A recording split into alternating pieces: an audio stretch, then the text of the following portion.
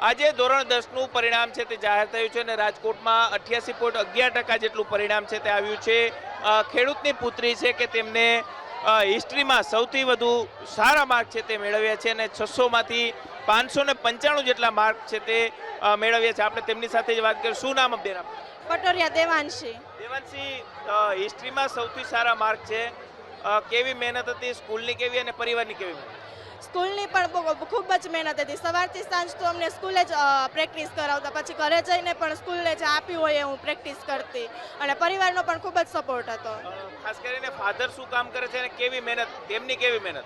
Father મારા farmer છે અને એમ પણ ખૂબ જ સપોર્ટ કરતા કે તો આગળ વધ અને મારા મમ્મી ગવર્મેન્ટ ટીચર છે એટલે એનો પણ સપોર્ટ રહેતો.